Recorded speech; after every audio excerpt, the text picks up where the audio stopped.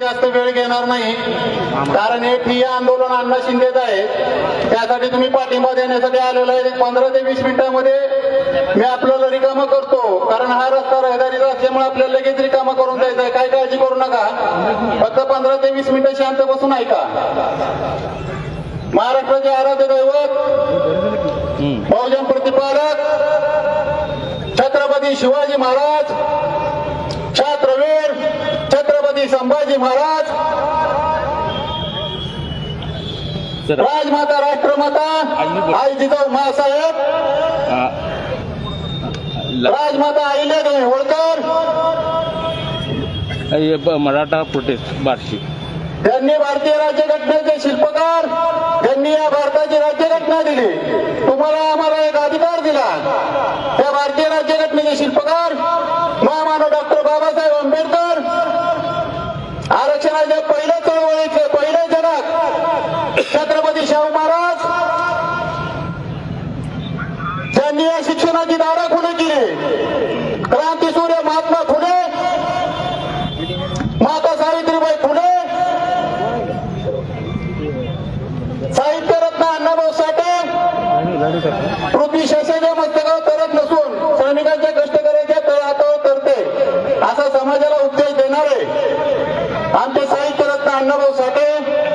त्याच पद्धतीनं या बार्शी शहराचे शाहीर अमर शेख, या सर्व महामानवांना मी मानाचा मुद्रा करतो.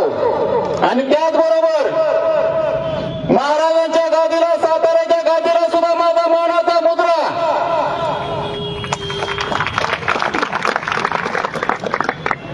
मी 8 दिवसाखाली सांगा म्हणून सांगितलं. मराठा आरक्षण चळवळीतले नेते मनोजदादा जरंगे यांना काही प्रश्न विचारले होते,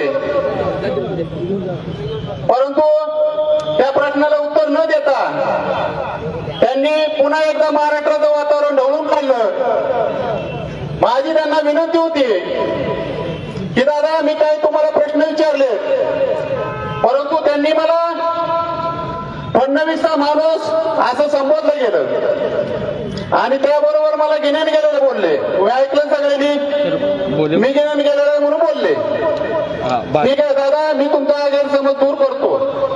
बार्शी मी 2008-9च्या काळात दिवंगत आदरणीय विलासराव देशमुख साहेब मुख्यमंत्री असताना, ते कुठल्या पक्षाचे होते? काँग्रेस पक्षाचे. त्या टायमाला आदरणीय बार्शी तालुक्याचे आमदार कुठल्या पक्षाचे होते? काँग्रेस पक्षाचे, राजभाऊ. त्या टायमाला मी मराठा समाजाचं काम करत होतो, सरकार काँग्रेसचं होतं. मी त्या टायमाला विलासराव देशमुखांना इथं बार्शीमध्ये अडवलं होतं. त्यांची माझी काय ढोबाधोबी झाली होती मराठा आरक्षणाच्या प्रश्नावरती. त्यानंतर मला पोलीस स्टेशनला नेलं, मला मारहाण झाली. पुन्हा मी दुसऱ्या दिवशी मराठा आरक्षणासाठी कोल्हापूरचे आयजी साहेब आले होते, म्हणून मी सावंत साहेबांच्या विरोधात मोर्चा काढला मराठा आरक्षणासाठी. असा सगळा प्रकार घडला असताना तर दादा, मी जर फडणवीसचा माणूस असतो तर मी काँग्रेसच्या विरोधात आंदोलन केलं असतं का? किंवा मी एक राजभाऊचा माणूस असतो तर मी आज जर त्यांना तुम्ही संबंध लावत असता तर मी काँग्रेसच्या विरोधात आंदोलन केलं असतं का? समजा मी काय आमदार साहेबाचा माणूस आणि मी त्यांच्याच पक्षाचे मुख्यमंत्री इथं आल्यात आणि मी त्यांच्या विरोधात आंदोलन केलंय, असं नसतं दादा. समाजाचं काम करणारा चळवळीतला कार्यकर्ता प्रत्येक महत्वाचा असतो. प्रत्येक घटकातला प्रत्येक कार्यकर्ता हा समाजासाठी योगदान देत असतो. त्या योगदान देणाऱ्या कार्यकर्त्याची तुम्ही किंमत केली पाहिजे. मी साधे आणि सोपे प्रश्न तुम्हाला विचारले होते दादा, कारण माझे काय प्रश्न होते ते प्रश्न त्याच्यामध्ये असे होते. पहिला प्रश्न असा होता की महायुती सरकार आपल्याला मराठा समाजाला ओबीसीतून आरक्षण देऊ शकत नाही, म्हणून आपण महायुती विरोधात भूमिका घेतली. सगळ्या महाराष्ट्राने पाहिली का नाही लोकसभेला महायुतीच्या विरोधात भूमिका घेतलेली? आदरणीय दादाच्या सांगण्यावरनं आपण महाविकास आघाडीला मतदान केलं की नाही? केलं. त्यातही त्यांनी मला उत्तर दिलं नाही. नंतर मी त्यांना प्रश्न केला, महाविकास आघाडीचे खासदार निवडून आले, त्यांनी एकदाही निवडून आल्याची जाणीव ठेवली नाही व ओबीसीतून आरक्षणाला पाठिंबा किंवा ओबीसी आरक्षण मिळावे या आपल्या मागणीला पाठिंबा दिला नाही. दिला का त्यांनी? नाही. मी तुम्हाला मराठा बांधवाला विचारतो, दिला का दिला नाही? का तुम्ही विचारत नाही? आता मी तुम्हाला या ठिकाणी एक बोलतो, मराठा समाजाला दिशाभूल कशी केली जाते बघा. आदरणीय मनोज दादाचं एक भाषण व्हायरल झालं होतं. ते भाषण काय होतं की छगन भुजबळ तो आमच्या मराठा आरक्षणाला जी फुट्टा मारून ठेवलाय तो फुट्टा नाही उपटल्याशिवाय राहत नसतो. ही समाजाची दिशाभूल झाली मित्रांनो. दादा मी तुम्हाला सांगतो, मराठा आरक्षणाला खरा खुट्टा शरद पवारनी मारलाय. 1994च्या GR खरा खुट्टा शरद पवारनी मारलाय. तुमच्या हिंमत असेल तर महाराष्ट्रात जाऊन या प्रश्नाचं उत्तर द्या. खरा मराठा आरक्षणाचा खुट्टा मारला शरद पवारांनी. 1994च्या GR नुसार मराठा आरक्षणाची दरवाजा बंद करून दिली. हे शरद पवारांनी दिली संपूर्ण महाराष्ट्राला माहिती आहे. आणि तुम्ही छगन भुजबळाच्या विरोधात मराठी लेकर भांडायला पाठवता. तर छगन भुजबळ साहेबांचं काम आहे, त्यांच्या समाजाला जेवढं मिळतं तेवढं ते घेणार. कुणी कोणाला मागायला अधिकार आहे का नाही? परंतु दादा तुम्ही परवा एक शब्द बोलले, स्वतः भरा. मी त्याच्यावर पण येतो. जे खुट्टा शरद पवारने मारला ना, ती खुट्टा मारायला लावणारा भुजबळ, स्वतः आणि क्षीरसागर कोण होते याचा तुम्ही मला उत्तर द्या.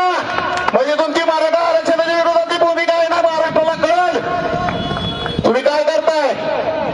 समाजाच्या आरक्षणाचा विषय बाजूला राहिला, लोकांच्या अंगावर माणसं पाठवा लागले, लोकांना धमके द्यायला लागले.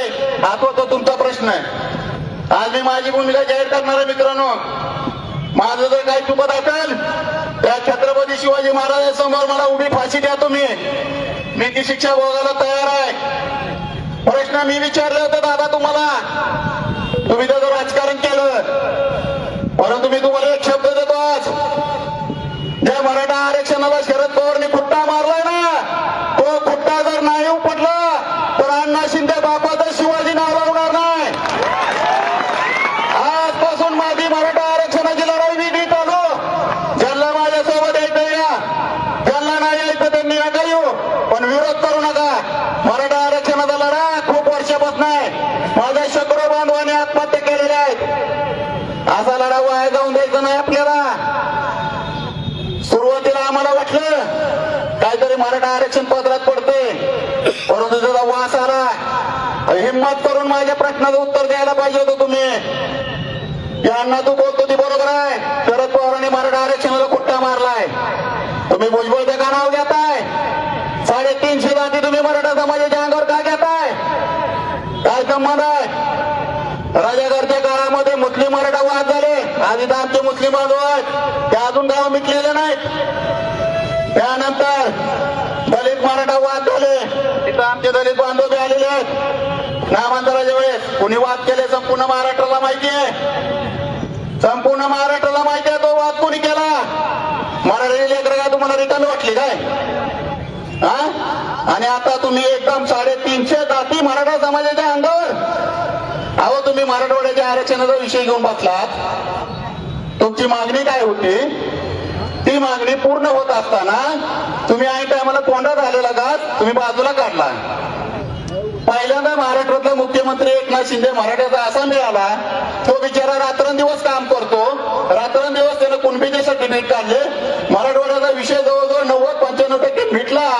तुम्हाला आता ते आदेश देणार म्हटलं की तुमच्या कानातले की राजेश टोपे काहीतरी बोलले का नाही? त्याचं उत्तर द्या मला तुम्ही.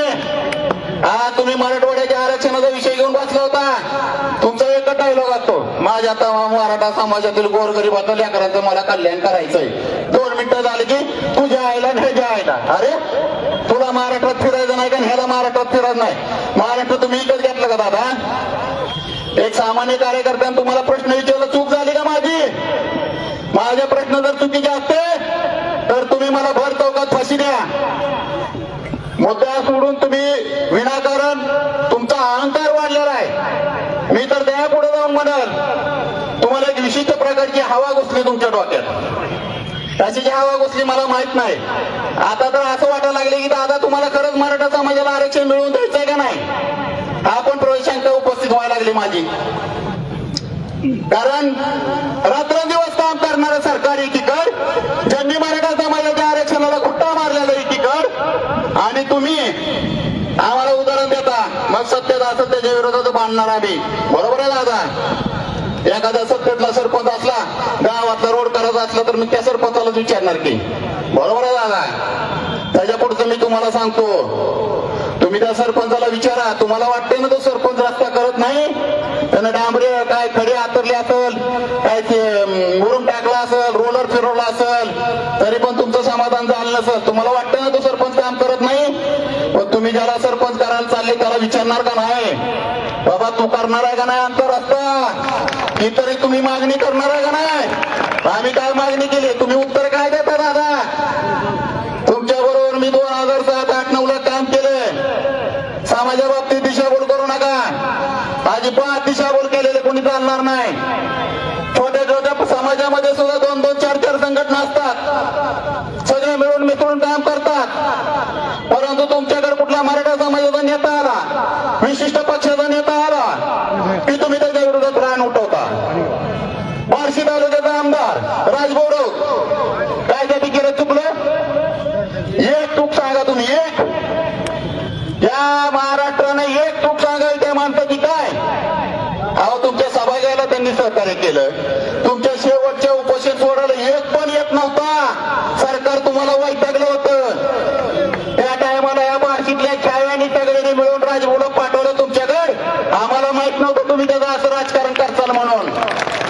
अहो तुम्ही त्याच्या घरच्यावर गेलात, जी आमची माता माऊली आहे, अख्ख्या बार्शी तालुक्याला सांभाळणारा आमचा ढाण्या वाघ राजभाऊ राऊत आहे, आणि त्याला सांभाळणारी ती आमची रणरागिणी, आमची माय माऊली आहे. त्या माऊलीवर जर तुम्ही बोलताल, याद राखा तुम्हाला काही अधिकार नाही. त्या राज्यात मोगरा अजून पण लागलेला नाही. तुम्ही काय म्हणता, तुम्हाला बोलायला येतं, बोलायला तोंड आम्हाला पण दिले दादा. आम्ही ती सभ्यता सोडणार नाही, आमचे ते संस्कार नाही. तुम्ही बोललात कारण मी अगोदरच म्हणलं तुम्हाला अंतर चाललाय, असू द्या, काय हरकत नाही. कालांतराने या सगळ्या गोष्टी होत असतात. इथून पुढे तुमचा आमचा कुठला संबंध राहणार नाही. ठेवायचा का संबंध? ठेवायचा का संबंध? इथून पुढे आपल्याला आपल्या संघटनेचा आपल्या हिशोबाने आपलं मराठा आरक्षणाचं काम करायचं ना. आता महाराष्ट्राला पण कळू द्या, खरा छत्रपतीचा वारस कोण आहे, खरा छत्रपतीचा मावळा कोण आहे, आणि खरी दिशाभूल कोण करताय या महाराष्ट्राला पण कळू द्या. तमाम महाराष्ट्रातील मराठा बांधवांना मी एकच विनंती करतो, तुम्ही कोणावर टीका करू नका, तुम्ही कुठल्या समाजाच्या अंगावर जाऊ नका. तुम्ही जर कुठल्या समाजाला दगड नाही मारला तर तो समाज तुमच्याकडे येणार नाही. या महाराष्ट्रामध्ये मराठा समाज मोठ्या भावाची भूमिका घेतो. मी फक्त तुम्हाला 1 महिना मागतो, तमाम माझ्या महाराष्ट्रातील मराठा बांधवांना मी फक्त 1 महिना मागतो. मराठा आरक्षणाचा विषय हा अण्णा शिंदेला मार्गी लावून देतो. कारण तथागत भगवान गौतम बुद्धाने आपल्याला एक संदेश दिलेला आहे शांततेचा. त्याच्या पूर्वी आपण 58 मोर्चे काढलेले आहेत, शांततेच्या मार्गाने काढले आहेत. कुणालाही आपण दुखवणार नाही, कुठल्याही समाजाच्या विरोधात आपण जायचं नाही. आपला समाजाचा लढा, आपल्या लेकरांचा लढा अण्णा शिंदे इथून पुढच्या काळामध्ये चालू करणार. जर कोणाची हिंमत असेल तर माझ्या केसाला पण धक्का लावून दाखवा, त्याच्यानंतर होणाऱ्या परिणामाला तुम्ही जबाबदार राहा. येणाऱ्या काळामध्ये मराठा समाजाचं काम करत असताना एक आरक्षण समुदाय समिती म्हणून आपण स्थापन करणार आहोत. ज्या मराठा समाजाच्या संघटना आहेत त्या महाराष्ट्रातल्या भरपूर आहेत. तुमच्या आधी पण संघटना करत होत्या काम, असं काही नाही, भरपूर आहेत. त्या सर्व संघटना एकत्र घेऊन मराठा आरक्षण समन्वय समिती 24 तासात तयार करण्यात येईल. आणि मराठा आरक्षण समन्वय समितीच्या नुसार त्याच्यामध्ये कुणालाही मला प्रश्न विचारला अधिकार राहतील. मी मालक नाही, मी समाजाचा मालक होणार नाही, मी समाजाचा सेवक बनूनच काम करणार. येणाऱ्या काळामध्ये समाजाला न्याय देण्यासाठी समाजाचं काम असतं. जे सरकार मायबाप असतं त्यांच्याकडनं जेवढं पदरात पडतं तेवढं घ्या, एक एक टप्पा पूर्ण करा. दादा तुम्ही मराठवाड्याच्या मराठा आरक्षणासाठी बसलात, परंतु तो विषय तुम्ही बाजूला ठेवला, महाराष्ट्रातला मराठा आरक्षणचा विषय घेतला. ठीक आहे, घ्या, काय हरकत नाही. परंतु आम्ही तुम्हाला, किशोर चव्हाण, तुम्हाला आठवत असत तुमच्या जवळचा माणूस, आम्ही सगळ्यांनी तुम्हाला सांगितलं होतं, दादा आपली मागणी मराठवाड्याची आहे. कारण खरोखर मित्रांनो, आपल्या पश्चिम महाराष्ट्रातली थोडी परिस्थिती बरी आहे, कारण मराठवाड्यातला आपला मराठा समाज खूप गरीब आहे. आज तिथे एक माझी ताई आमरण उपोषणाला बसलेली आहे, मराठवाड्याच्या मराठा आरक्षणासाठी तिथे एक माझी ताई आमरण उपोषणाला बसलेली आहे. त्या ताईला मी फक्त विनंती करतो, ताई तुम्ही 2 दिवस थांबा, फक्त 2 दिवस थांबा. तुमच्या आंदोलनाला पाठबळ देण्यासाठी हा पश्चिम महाराष्ट्रातला भाऊ तुमच्या सोबत येत आहे. तुम्ही काळजी करू नका. पहिला विषय मराठवाड्याचा मिटवला जाईल, मराठा आरक्षणाचा विषय. पहिला विषय मराठवाड्यातला मराठा समाजाचा विषय मिटवला जाईल, त्याचा टप्पा पूर्ण करण्यात येईल. नंतर पश्चिम महाराष्ट्रातला विषय मिटवला जाईल, सगळा टप्पा करून महाराष्ट्राचा विषय मिटवला जाईल. मी तुम्हाला एवढा शब्द देतो, येणाऱ्या 1 महिन्याच्या काळामध्ये महाराष्ट्रातला एकही मराठा आरक्षणाशिवाय वंचित ठेवणार नाही, हा माझा शब्द आहे तुम्हाला.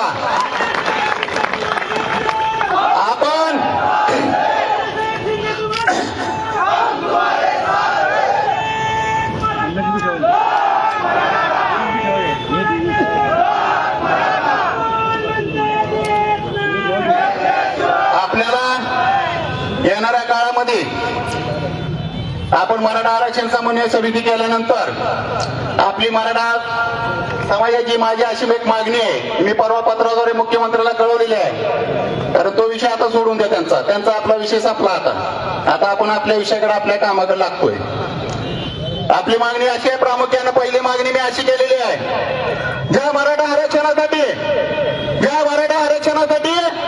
माझ्या मराठा बांधवांनी आत्महत्या केल्या, भावनेच्या भरात जाऊन त्यांनी त्यांचं जीवन संपवलं, त्याच्यामध्ये माझ्या बायशीचा पण एक पतारा प्रसाद बेटे पुढे गेला पाहिजे आहे का, त्यानं मी एका संघटनेत काम करत होतो. तो माझ्या चळवळीतला तयार झालेला कार्यकर्ता होता, सगळ्या बार्शीला माहिती आहे. इथं माझा भैया आहे, शंभूराजे युवा क्रांती संघटना काढली होती आम्ही. त्या माझ्या कार्यकर्त्यानं मराठा समाजाला आरक्षण मिळावं म्हणून आत्महत्या केली. अशा शेकडो कार्यकर्त्यानं आत्महत्या केली. म्हणून माझी मुख्यमंत्री साहेब तुमच्याकडे प्रमुख मागणी आहे. माझी मागणी अशी आहे की ज्या मराठा बांधवांनी आत्महत्या केल्या शेकडोच्या वर, त्या मराठा बांधवाच्या कुटुंबातील प्रत्येक एक सदस्याला त्यांच्या शैक्षणिक पात्रतेनुसार आपण येणाऱ्या 15 दिवसामध्ये शासकीय सेवेत सामावून करून घ्यावं. जेणेकरून जर मी 1 महिन्यानं मराठा आरक्षणाचा विषय मार्गी लावत असेल तर माझं पहिलं कर्तव्य, ज्यांनी माझ्या मराठा समाजाला आरक्षण मिळावं म्हणून जीवदान दिलं, बलिदान दिलं, त्यांच्या घरात पहिली चूल पेटली पाहिजे. बरोबर आहे, चुकी नाही माझा. आपल्याला त्यांच्या घरातला 1-2 नोकरीला लावायचा, पहिली मागणी माझी ही आहे. आणि मुख्यमंत्री साहेब, मी आता एक दुसरी मागणी करतो तुम्हाला. 2 दिवसांनी बार्शी तालुक्यातूनच मराठा समाज नव्हे, संपूर्ण महाराष्ट्रातला जो माझ्यासोबत येईल, मग ते 100 येऊ, 500 येऊ, 1000 येऊ, 10,000 येऊ, या लाखो येऊ, सर्व समाज घेऊन मी तुमच्या मुंबईच्या सह्याद्री अतिथीगृहावर येत आहे. येणाऱ्या 2 दिवसामध्ये तुम्ही आम्हाला वेळ द्यायचा, संपूर्ण समाज घेऊन मी तुमच्याकडे येत आहे. या 1 वर्षात काय काय केलं तुम्ही मराठा समाजाच्या आरक्षणासाठी, सगळ्या महाराष्ट्राला तुम्ही सांगावं लागेल.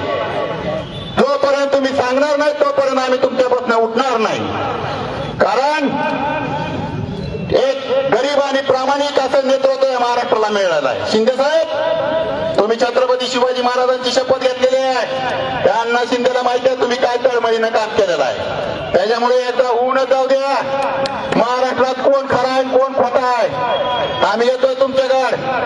तुम्ही कुठली समिती नेमली, मराठा समाजाच्या कुणबीचे दाखले किती दिले, राहिलेल्या मराठा समाजात तुम्ही काय सोय केली, माझ्या कोकणातल्या मराठा बांधवाची काय सोय केली, आणि तुमचा इथून पुढे येणारा 2 महिना आचारसंहिता लागायच्या अगोदर तुमचा तुमचा अजेंडा काय असेल.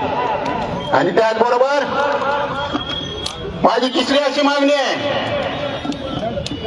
माझी मागणी भारतीय जनता पार्टी आणि शिवसेना आणि राष्ट्रवादी काँग्रेस या माहितीला आहे. माझ्या मराठा समाजाला मिळत असलेले ईडब्ल्यूएसचं आरक्षण काही माणसाच्या हेकेखोरपणामुळे, काही माणसाच्या बेताल वक्तव्यामुळं मराठा समाजाचं ईडब्ल्यूएसचं आरक्षण गेलेलं आहे. तर माझी अशी मागणी आहे तुम्हाला मुख्यमंत्री साहेब, तुम्ही भारत देशाचे पंतप्रधान मोदी साहेब यांना विनंती करून त्या ईडब्ल्यूएस मध्ये मराठा ही दाद घाला, जेणेकरून माझा मराठा बांधव जाईल. तुम्हाला मित्रांनो आता एक गंमत सांगतो. आरक्षण म्हणजे विषय कसा असतो बघा. आज आरक्षण मिळलं की उद्या नोकरी लागत नाही. गंमत बघा आता तुम्ही. महाराष्ट्रातला 5 कोटी मराठा बरोबर आहे. ओबीसी आमचा 4-5 कोटी मराठा बरोबर आहे. 10 कोटी तुम्ही 35% घालणार बरोबर आहे. बरं ठीक आहे. त्याच्यानंतर मी तुम्हाला सविस्तर बोलल. परवा बीड मध्ये पोलीस भरती झाली. कोणा असेल बघत ते. बीड जिल्ह्यामध्ये पोलीस भरती झाली. त्या पोलीस भरतीमध्ये ओबीसीचं आरक्षण लागले 130 आणि ईडब्ल्यूचं आरक्षण लागलं 110. मला सांगा त्या ईडब्ल्यूएस मध्ये फक्त आता 3 जाती राहिल्या. एक आमच्या बांधवांची मुस्लिम, दुसरी जैन आणि तिसरी ब्राह्मण. मला सांगा जैन आणि ब्राह्मण समाज जास्त नोकरीच्या मागा लागतो का? जैन समाज, मारवाडी समाज मार्केट लागतो का नोकरीच्या? नोकरीची कोणाला गरज आहे? आपल्याला आहे. ह्यांनी जर बेताल वक्तव्य केली नसते तर ईडब्ल्यूचं आरक्षण राहिलं असतं का नसतं? आता मग काय माझी मागणी चुकीची आहे का? म्हणजे तुमच्या विरोधात बोलायला गेलं की तुम्ही आम्हाला मारतो, कापतो, फिर महाराष्ट्रात बघतो तुला. अरे मोगला आहे तुझे काय कारण आहे तुमचं बोलायचं? आम्ही तुमच्याकडे उचल घेतली का? आम्ही आमच्या घरावर टेबल ठेवून तुमची बारशी सवय घेतली? आम्ही चूक केली का? तुमचे कार्यकर्ते हे राष्ट्रवादी काँग्रेस शिवसेनेचे तुमचं पांघरून, तुमच्या नावाचं पांघरून घेऊन आम्हाला आई बहिणीवर शिव्या देतात. काय कारण आहे? काय कारण आहे? माझ्या मुख्यमंत्र्याला विनंती आहे, शिंदे साहेब तुम्ही येणाऱ्या काळात तुम्हाला महाराष्ट्राचं मणिपूर बघायचं का? कशामुळे तुम्ही या गोष्टी वाढवून देता महाराष्ट्रात? जे खरं आहे ते खरं तुम्ही सांगा, नाहीतर आम्हाला महायुतीच्या विरोधात पण संशय यायला लागल. त्या गोष्टी अशा चालणार नाहीत. आपलं आंदोलन मित्रांनो इथून पुढच्या काळामध्ये कुठल्याही समाजाच्या विरोधात नाही. पहिल्यांदा लक्षात घ्या. ज्याला माझ्यासोबत यायचंय त्याने आनंदाने हसत खेळत यायचं. कुठल्याही समाजाच्या विरोधात आपलं आंदोलन नाही. आपलं आंदोलन सरकारच्या विरोधात आहे. सरकार हे माझं मायबाप असतं आणि मी सरकारला माझ्या इथं बार्शीत नाही बोलवणार. मी मराठ्याचा मालक नाही, मी मराठ्याचा सेवक आहे.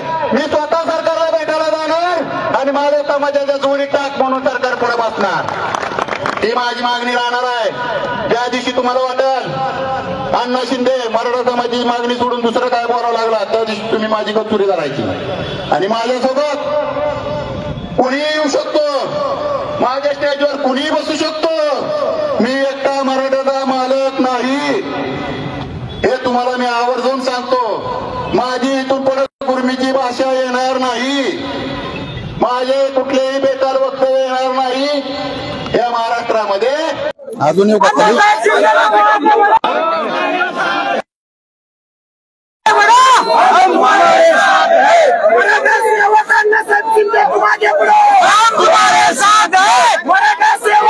सर्वांना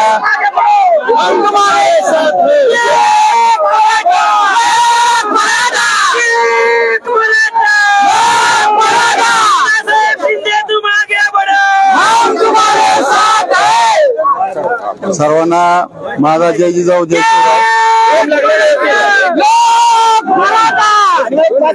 5 मिनिटं.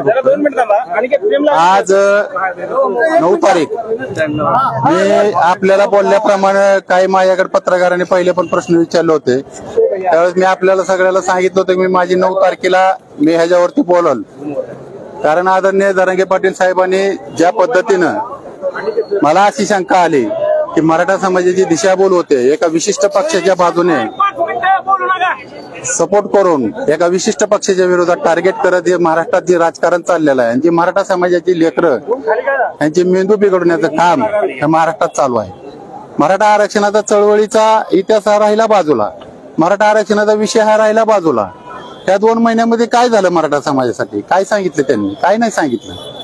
दादा, मी तुम्हाला तेच काही प्रश्न विचारले होते की येणाऱ्या काळामध्ये नेमकं आपण करायचं काय?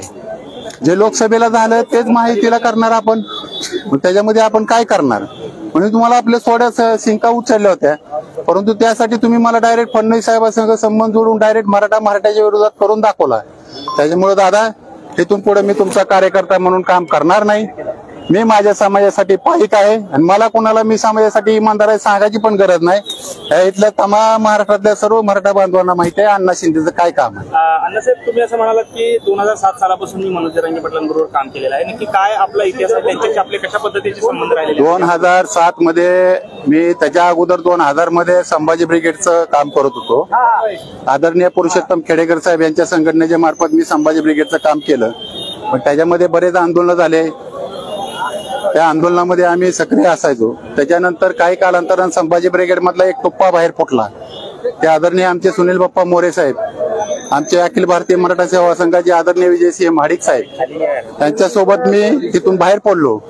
आणि त्याच वेळेस आदरणीय मनोज दादा जरांगे हे सुद्धा त्या संघटनेमध्ये होते. आपल्यावरती आता आरोप होऊ शकतात की आपण राजेंद्र राऊत यांच्याकडनं पैसे घेऊन हे घेऊन करून आंदोलन करतात.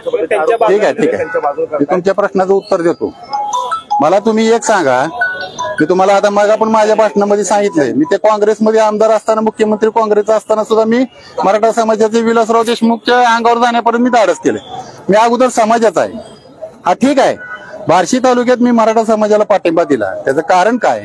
या बार्शी तालुक्यामध्ये 2 समाजाचे नेते आहेत.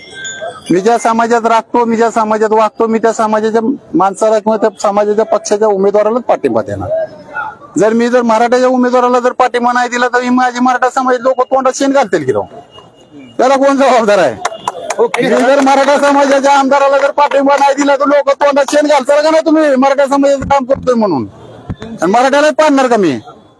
असं नाही म्हणा. ज्यांनी मराठा आरक्षणाचा खुट्टा मारला त्याचं नाव तुम्ही न जाहीर करता आणि त्या खुट्टा मारायला लावणाऱ्यापैकी